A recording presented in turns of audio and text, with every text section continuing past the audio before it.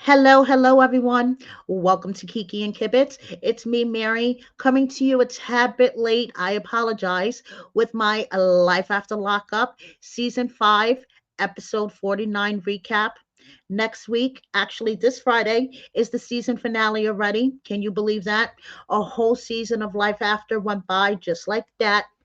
Love during lockup, a whole new cast of fools and the people who love them premieres next week, next Friday, and yeah,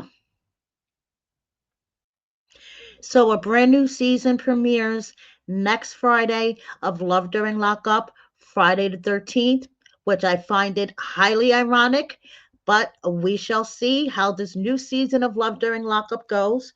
So in the meantime, I'm here a tad bit late. I apologize with my Life After Lockup recap of episode 49, which is really episode 9.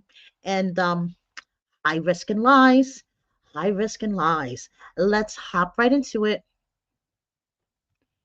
So we start off with Zeruiah and Troy. And we pick up where we left off last week, where Troy is like all pissed off. Okay. They're at community day. Troy was on his way to pick up baby Troy and Mama Karen at the train station, but due to events that was happening that day, mainly Zaria having a major temper tantrum and throwing Troy out of the car and all this other drama that was going on. Troy didn't make it to the train station, and Mama Karen went back to Buffalo with baby Troy. So Troy is still mad. Okay, he's like storming off. And at first, Saria is all like, it's our anniversary, Troy. You disrespected me. You were texting other women. Now, Troy showed us last week he was on his phone doing a happy anniversary Facebook post tribute to her, but she automatically assumes every time he's on his phone texting or doing anything, he's texting another woman.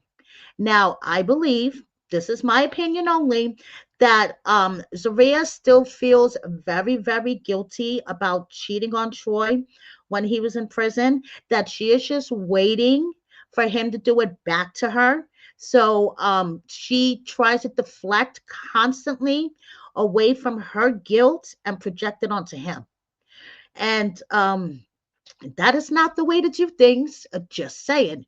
So now there was such, you could tell that this scene was so edited. Okay. So 1 minute she's screaming and hollering at him again. They're in the parking lot.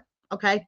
She's screaming and hollering at him. She's like, don't fucking look at me. Go stand over there. Don't fucking look at me, Troy.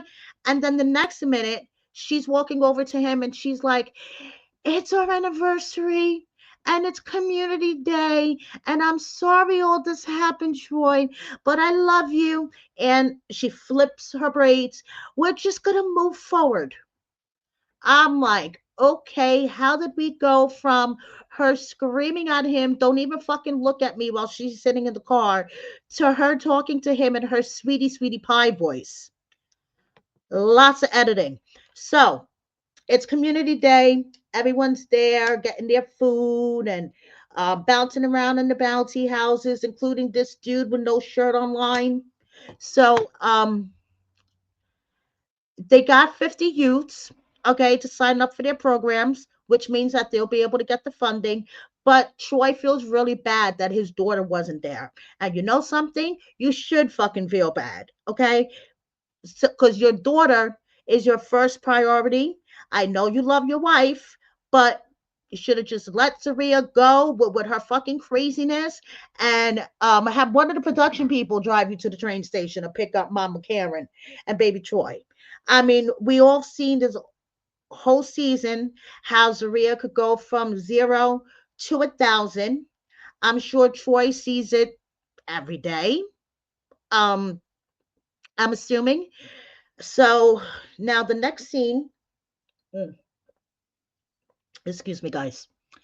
So he has to meet up with baby mama now. Because baby mama is not happy with him. And I don't blame her because I wouldn't be happy with him either. So Zeruiah's like, I'm gonna go with you. We're gonna figure this out together. We're gonna conquer this together as a couple. She apologizes to him for her behavior the day before, which in part caused all this drama that Troy is not now having with Yana. But she's like, thank goodness we got the 50 youths so we could sign up for these grants and have income and etc. So Troy's like, I'm sure Yana feels some type of way towards me. Oh, yes, she does. So they are going to the park to meet up with her. And Troy's already like in a bad state of mind. Troy's like, I gotta meet up with this annoying baby mama of mine. I really don't want to deal with this shit. Blah, blah, blah. And Zeruiah's like, that's not a good mindset to have. You need to have more of a positive mindset if anything's gonna work. My question for Zeruiah is why couldn't you straighten out your sunglasses? Seeing her with her glasses crooked in this scene annoyed the fuck out of me. Okay, girl, you couldn't tell that your glasses were like this the whole time. Just saying. So anyway, um, she wants everything to go smoothly. She doesn't want any issues. Troy just wants everybody to co-parent peacefully together. Okay, I think that's wishful thinking. So Yana gets to the park, and Troy's like, "Where's my daughter at? Where's my daughter at?" And Yana's like, "Not here." And he's like, Yana tells Troy, "You're not going to see your daughter until you give her a proper apology." And Troy says, "Well, I can't give her a proper apology if she's not here." And then Yana's looking at Zeruiah, right? And Yana's like, "I'm not here to have a conversation with your wife. I don't have a child with your wife. This conversation is supposed to be between me and you. I told you that I will deal with you directly, but I'm not dealing with your wife." And like she says to the cameras, I don't want to talk to Zeruiah. She's a stranger. So she is trying to get through to Troy that they need to have a solid co-parenting relationship between the two of them, between Yana and Troy, before Zeruiah is brought into this whole dynamic. That's the word I'm looking for. So she's trying to explain this to Troy, but Troy's not listening. Okay, Troy's not listening. He's getting more and more heated by the moment. Okay, and Yana's just telling him, if you want to see your daughter, we need to work on a stable co-parenting relationship, and then you could see your daughter. Right now, I don't feel safe having her around this whole situation. So now Troy's like, is my daughter in your car? Is my daughter in your car? Is my daughter in your car right now? And Yana's like, don't worry about what's in my car. Why are you going to my car? I'm going to go see if my daughter's in your car. I'm going to go see if my daughter's in your car. Really, Troy? Really, talk about making a bad situation worse. So he goes like storming down the path in the middle of a park, yelling, I'm going to go see, is my daughter in your car? Is my daughter in your car?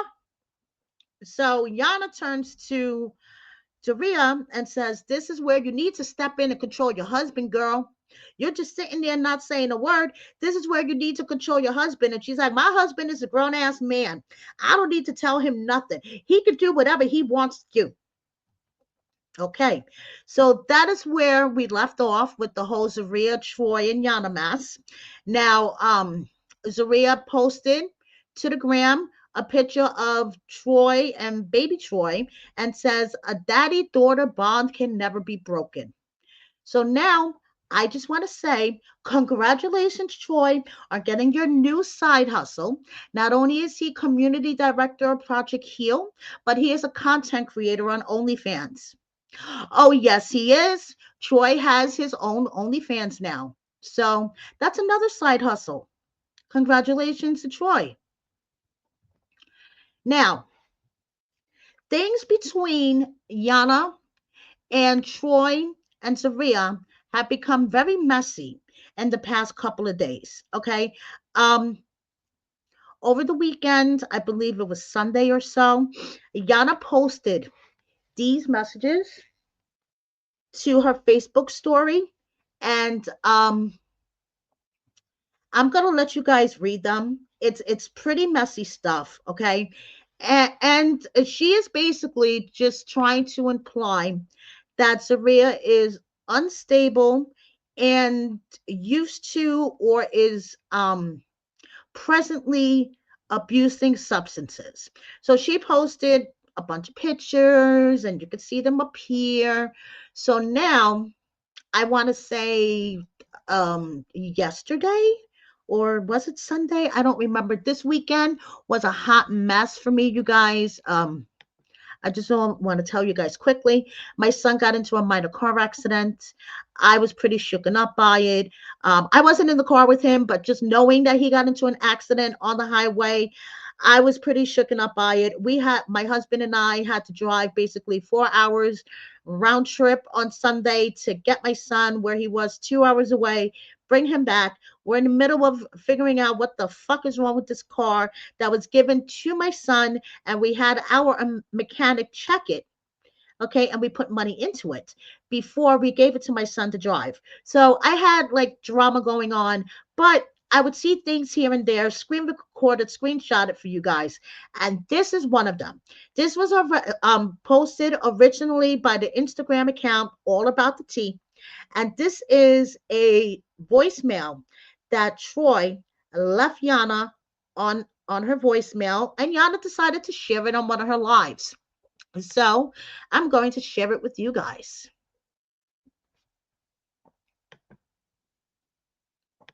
So this is allegedly Troy going to fuck off on his baby mama.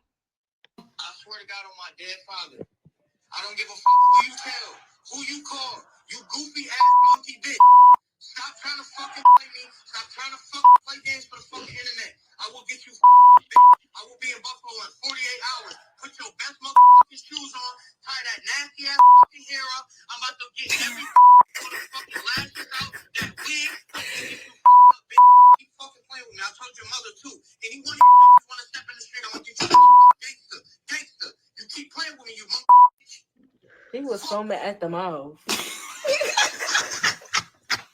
Monkey bitch. Hold up, y'all. Wait till I get my lashes and stuff done this week. Let me see if I get another. Every put up lashes out past that night. He said, tie that nasty ass hair up. Damn, you be mad when a bitch look good, huh? Foaming at the mouth. You be tight, bitch be looking good. I'm about to. Voicemail he left on my phone. I swear to God on my dead father. So there you go. That is Troy going the holy fuck off on Yana. And I hate to say it, but he's starting to sound a lot like Zeruiah.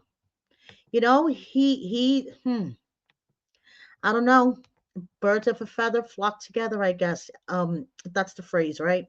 So anyway, moving on, we have Kimberly and Joey, and I just want to reach to the TV and shake the fuck out of her. So it is the day after Joey failed the drug test and took off. He came back at 1 a.m. He slept on the couch. Kim is like, I feel rough today. I need to know what's going on. This drug test showed positive for cocaine, but he has, no energy. Where's the energy? I hate to say it, but fentanyl could also test positive as cocaine. So, or he could be, doing a mix of both, whatever the case may be. But yeah, so anyway, she's not ready to have the answers anymore, but she's not sure that she really wants the answers. So Joey's like, I didn't do any drugs. I'm serious. I haven't done any drugs. Stop it. Stop accusing me. Stop not trusting me. You just have to believe me.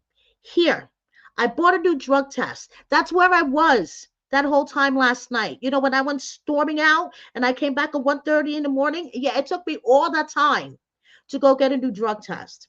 So now remember when Kim pulled out the drug test and she wanted him to take it? It took him like 5 hours to pee. Okay. Well, suddenly he could pee. No problem at all. Give him the cup, he pees right in it. So Guess what? Guess what? He tested negative for everything. Do you see the look on my face, you guys? Bullshit. Anyway, so he tested negative for everything. I believe it was just that the coke came out of his system. Okay, and that's why he didn't test positive for it. From what I believe, I remember googling this one time a couple of years ago. Cocaine stays in your urine 3 to 5 days, but it could stay in your blood up to 21 days or something like that. So it's out of his urine. So anyway, he's talking about, oh, I know people that it's taken 2 months for the weed to come out of their system and blah, blah, blah, blah, blah. So basically, he was just convincing Kim that he's drug free. He's not selling drugs. He's not doing drugs. He's not doing anything that has to do with drugs. So Joey's like, you have to give me a little bit though. You have to give me a little bit of trust. And she's like, I don't know if I can do that. Like, I'm afraid to trust you. And guess what? She was right. So she is dropping off Joey at 90-day rehab because he failed a drug test for allegedly, what she says, THC 3 times in a row with his PO. Now, why does he have THC in his system? Because he went to one of those vape shops in town and decided to buy Delta 8, which apparently shows up in your system as THC. It's synthetic marijuana. So he was smoking those vapes and boom, he failed the drug test. So now it's 1 week later, and Kimberly and her boys have moved into her new house, which I hope only her name is on the deed. And cousin Tatum comes over to visit. And first thing Tatum says is, okay, Kim, where the fuck is Joey? And Kim is like, Joey's in rehab. And the look on Tatum's face says it all. Like, I knew it. I knew it. I knew I should have went to DraftKings and bet on this. I knew it. So what is he in rehab for? And Kim explains the whole Delta 8 thing. And she's like, oh, like marijuana. Okay, this was the third test he failed. Tatum is standing there thinking, I really should have bet on this. I would have won. I would have won if I would have bet on this. So she's like, I'm totally not surprised. I knew that was going to happen from the get go. Only my cousin is living with her head in the fucking clouds up her ass. So I want to wake her and say, shake up. I want to shake her and be like, wake up. That's what I'm trying to say. And you know something? So do I, Tatum. So do I. And if you guys haven't checked out my interview with Joey and Kimberly, please do. Joey spilled some interesting tea about Tatum during the interview. I kind of feel like he was throwing her under the bus, but that's my opinion. So check out that interview. Now, the kids started calling Joey daddy before he left. Really smart. Really fucking smart. So now this is going to turn into a bigger hot mess. Like she says, they've been looking for daddy almost every day, asking when is daddy coming home because daddy had to go to work for a little bit and he's going to be back. But they're asking every day and now they're acting out because they miss him. And on top of that, on top of everything, remember that DNA test that they did on Kason, the older one? Well, the DNA test is back, and Kimberly doesn't want to deal with it. That's the last thing she wants to deal with right now, because if it turns out that Kason is Joey's child and not her ex's, she's gonna have to pay back all the child support, and she doesn't know where she's gonna pull that out from. So Tatum's like, give it to me. I'll open it. Give me that envelope. Give me that envelope. She opens it, and we have to wait until next week to find out who Kason's daddy is. So for Thanksgiving, Joey and Kimberly posted these beautiful pictures of themselves, and Kim is looking really, really thin. She's looking fantastic. I know the camera packs on pounds, but she looks fucking fantastic here. So now we go on to Melissa and Louie. Okay, so They're done with the dress fitting, and her friend Fran, who I can't stand, tells Melissa that her sister basically thinks the ring is fake. Okay. And then she's like, did you get it appraised yet? Did you get it insured? You're wearing it. We need to get this appraised and insured ASAP so I could rub your nose in it that it's fake. She didn't say that, but she was thinking that. So, Melissa, at this point, because she has these birds in her ear, mainly her sister and her friend, she can't shake this feeling of uncertainty about how much Louis spent on the ring. Where did he get the money from? Like, okay, like she has like all these thoughts going through her head. So they pull up to the appraiser. Hi, Corey, how are you? We're going to get this ring, appraised, insured. If the ring is real, if not, if it's fake, I want to be able to rub it in her face. So Corey checks out the ring, and Corey's like, first of all, I could tell you, he did good. This is a beautiful diamond.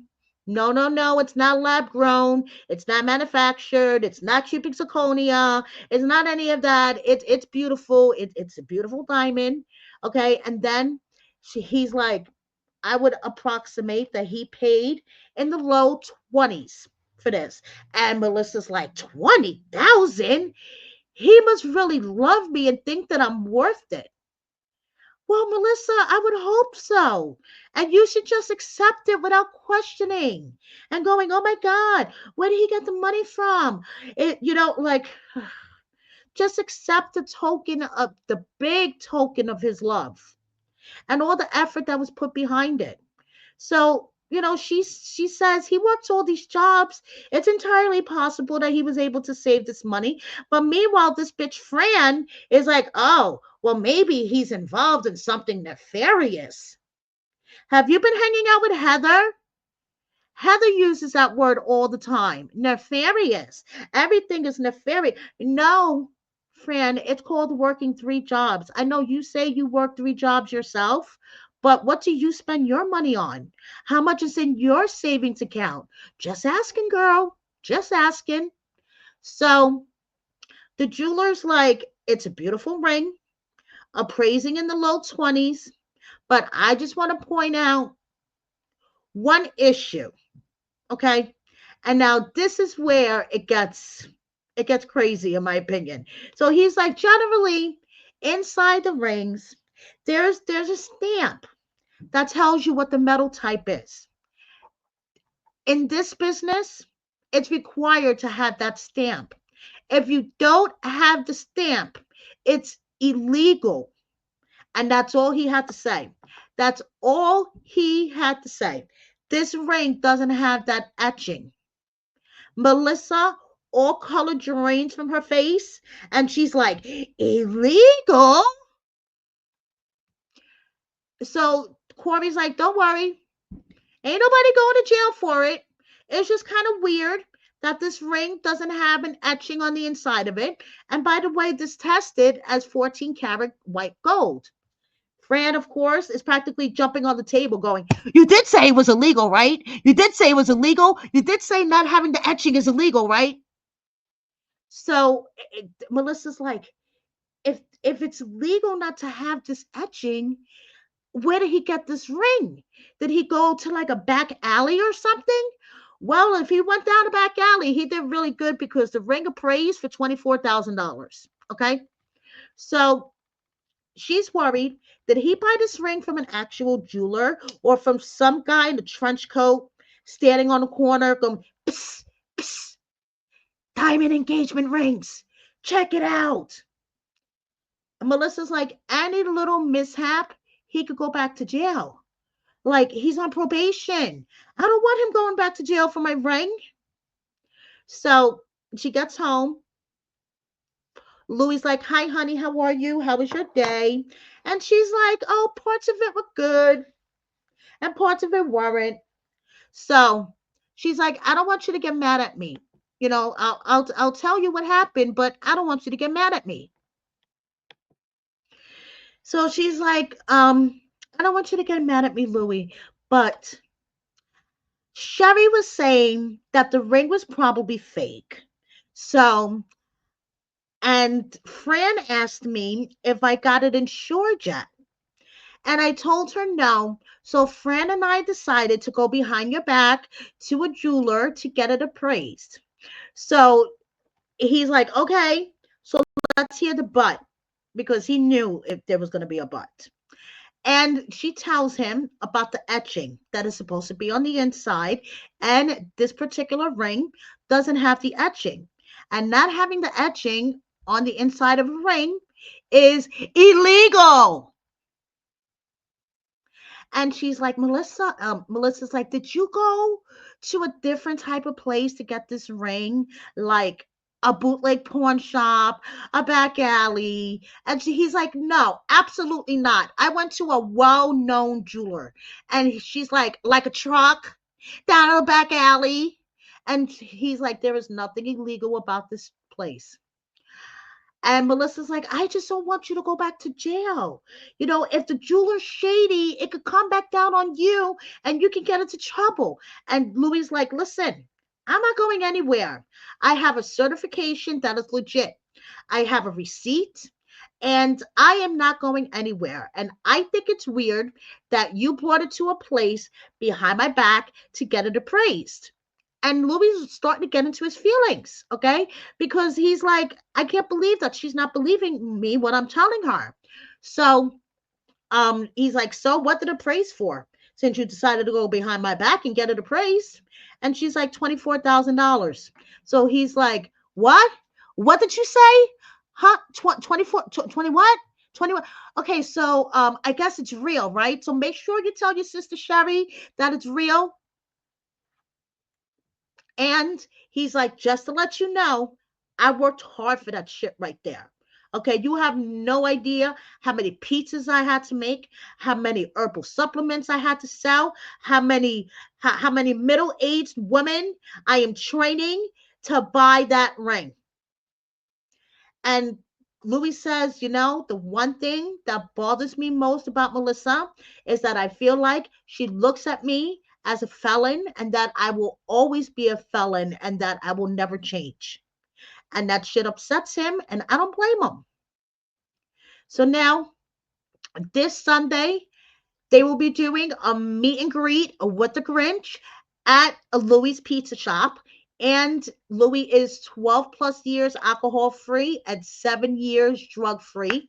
Congratulations. And Melissa, I will be showing off that ring too if I was you. Just saying, girl.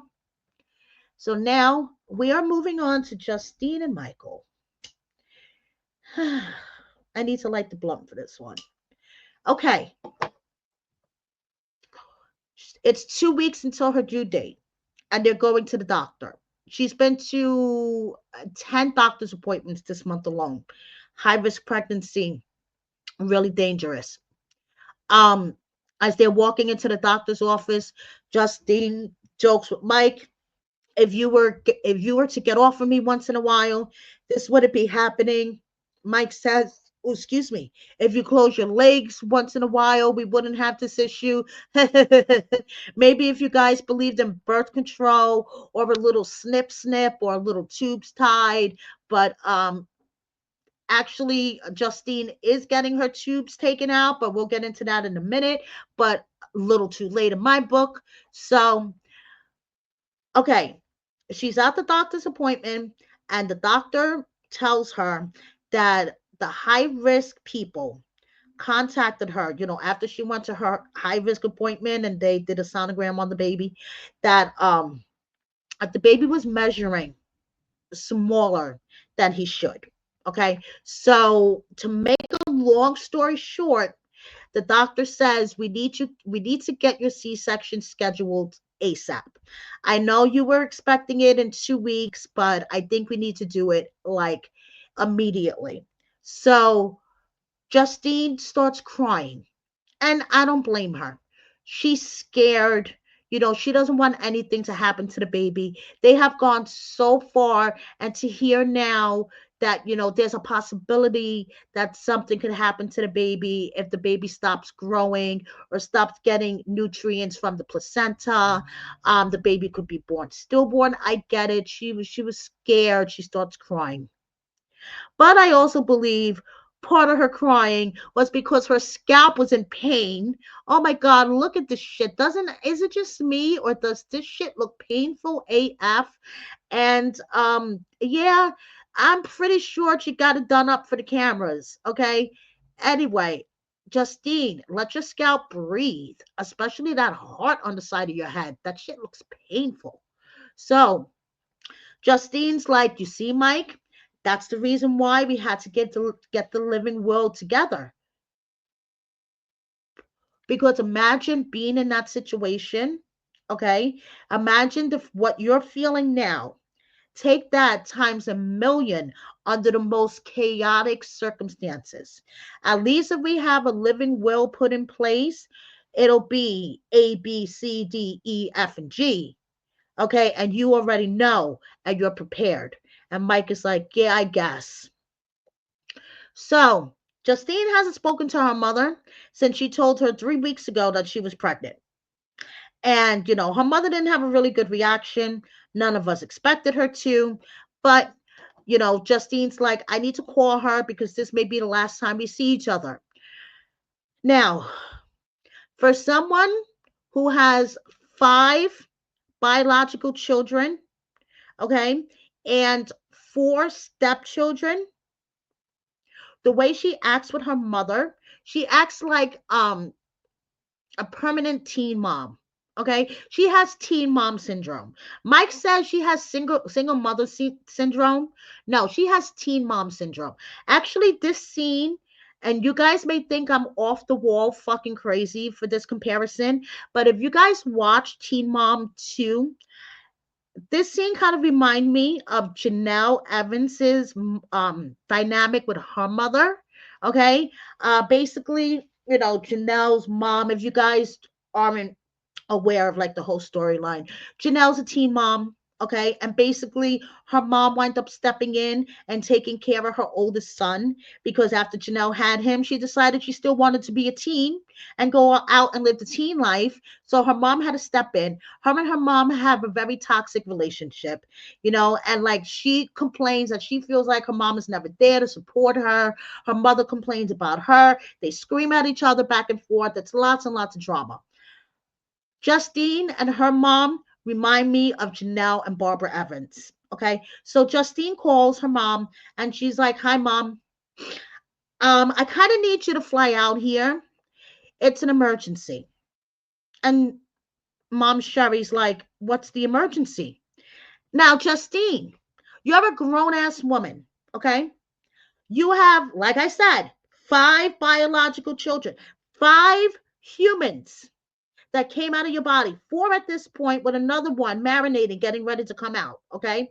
And you're like, I said emergency. Why couldn't you just tell her, listen, mom, I'm at the doctor's office and the doctor is scheduling my C-section for like ASAP because the baby is measuring smaller and I'm really, really scared. And even though I know that you're mad at me about having another baby, none of this matters now. And could you please come here? I need you, mom. Instead, she's like, I said it was an emergency, didn't I? And she's rolling her eyes and making faces. And of course, Sherry, did we expect anything less from her? She's like, this better be a fucking emergency if you want me to fly out tonight. I'll call you back when I get out of my appointment. Bye.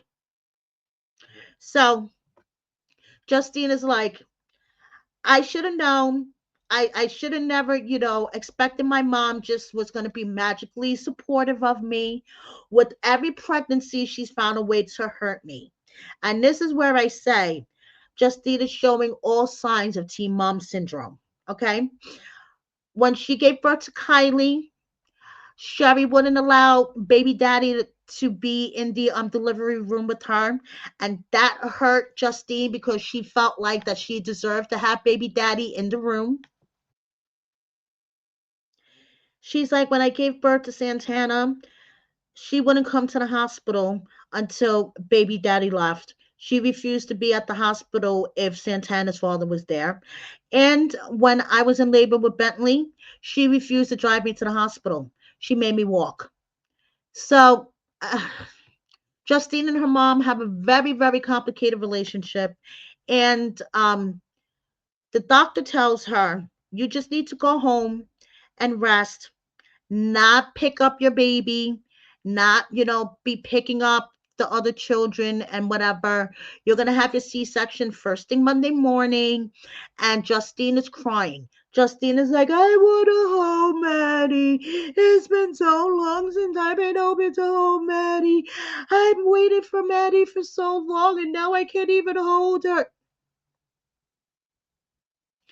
So anyway, she's insisting we're going to do Justine's first birthday. I don't care. She's getting a cake. We're doing some Manhattan Maddie's, not Justine. Yeah. Justine acts like a 1 year old. Anyway, we're doing Maddie's first birthday. I don't care. We're getting her a cake. We're doing something. And this is where Mike says that Justine has single mother syndrome, that she insists that she has to do everything. Everything is on her back. No, I think it's more she has teen mom syndrome. So, like she says, she waited a very long time for Maddie, and Maddie is getting something. Okay, she is getting something. So next week is when the ninth kid between Mike and Justine comes into this world on TV. We will get to meet Mike and Justine's son. And as you can see here, Justine came out of everything fine. She is here with her son, Santana and Bentley. And yeah, so on the season finale, we will get to see another labor scene from Justine and Michael. Kind of like last season of Life After Lockup. I'm getting deja vu here. Anyway, so now we have Bianca and Daniel. And these two, I don't know. Okay, so Bianca and her friend Haley are out, they're having their girl time. And she's, of course, discussing her sex life and the fact that she's not on any birth control. And this is the face that your best friend makes when you tell her that you're not on any birth control and you want to have a baby ASAP. Haley's like, just 5 minutes ago, you were upset about the whole him not giving you a ring thing. Having a baby doesn't fix things. It's like a whole human.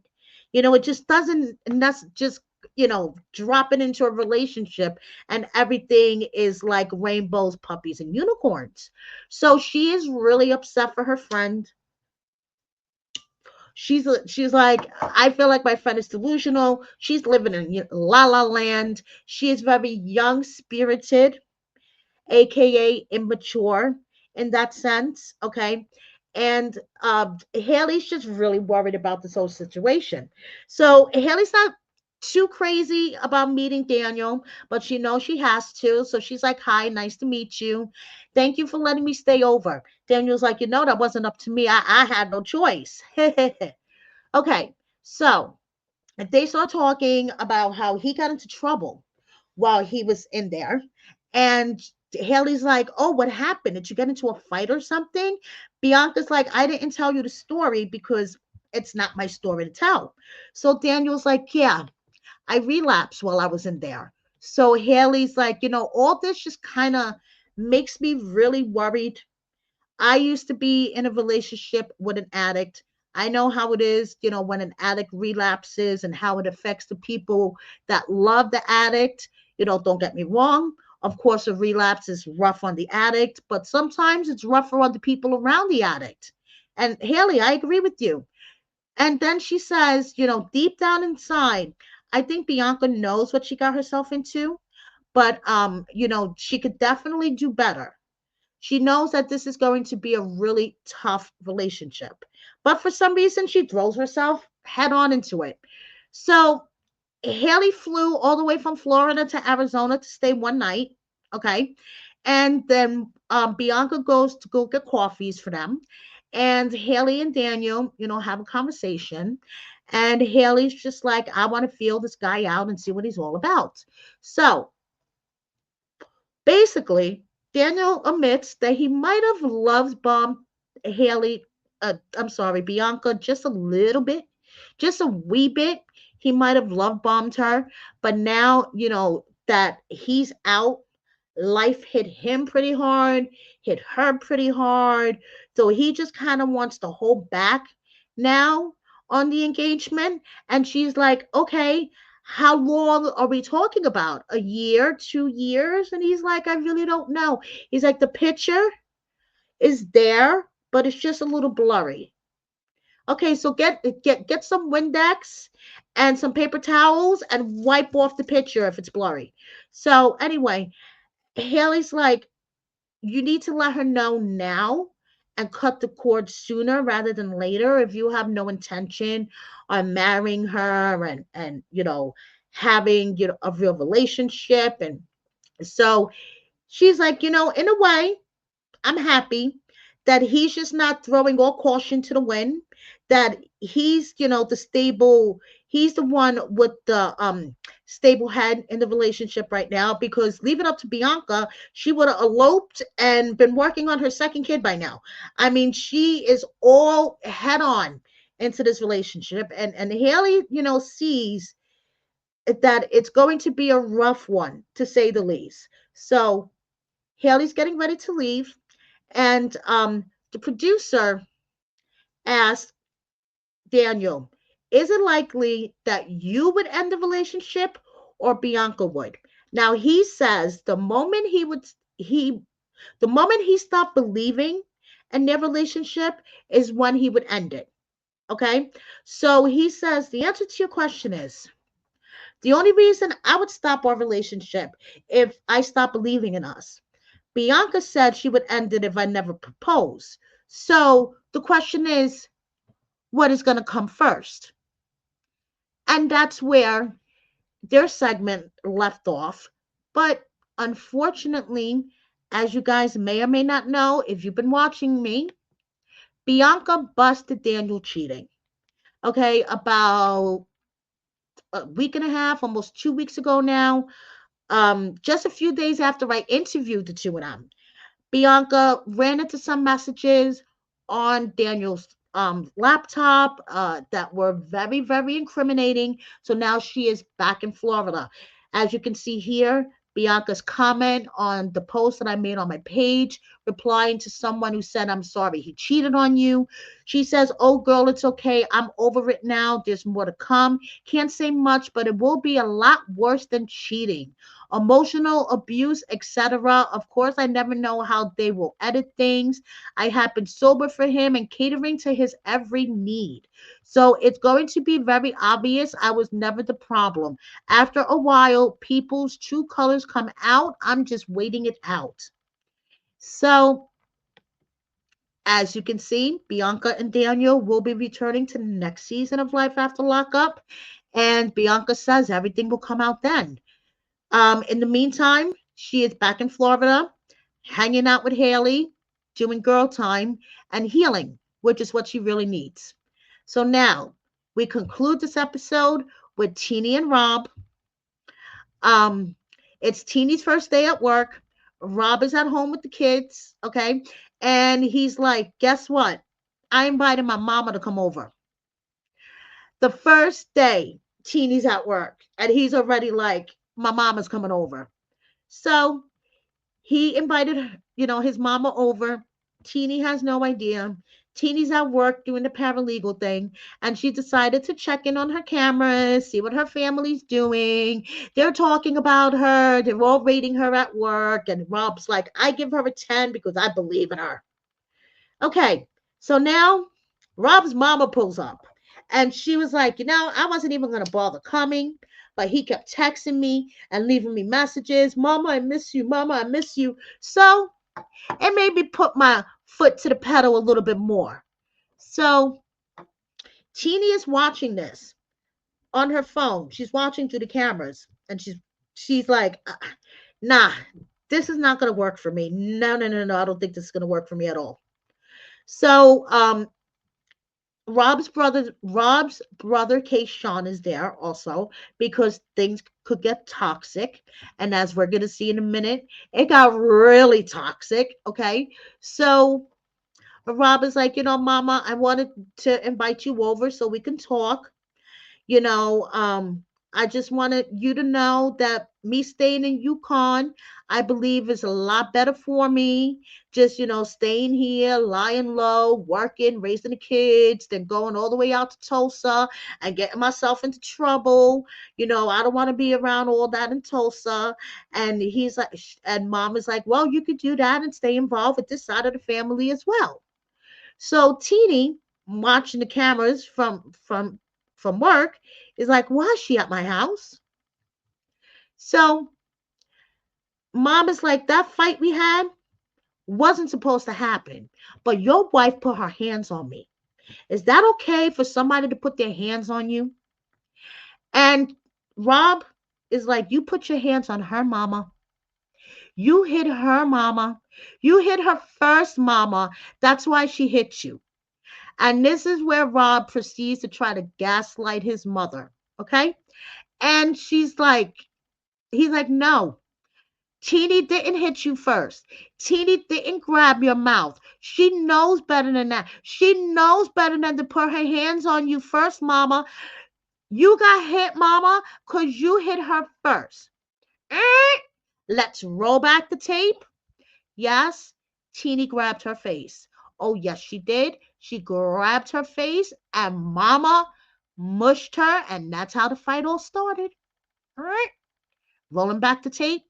Somebody on the production team should have had that little clip on their phone, and they should have been like, wait, wait, wait, wait, hold up, let me show the video. So, because I wanted to see the look on Rob's face when he sees this shit, okay? Because it is clear as the glasses on my face that Teeny grabbed Mama Rob right here, and that was it. That was it. Okay, but no, he tries to gaslight his mama, and she in turns flips the fuck out. I ain't that fucking crazy. Ah, ah, ah. I mean, I don't want to pound on my desk, but she went nuts. Drinks went spilling everywhere. Poor Kayshawn had to get like a whole roll of paper towels to like clean up the mess. She is screaming like a lunatic. The kids are upstairs. The kids are like, "Do you hear that?" They're like peeking through the blinds. Do you hear that? And she's like, she disrespected me. She disrespected me. She's like pounding on the table.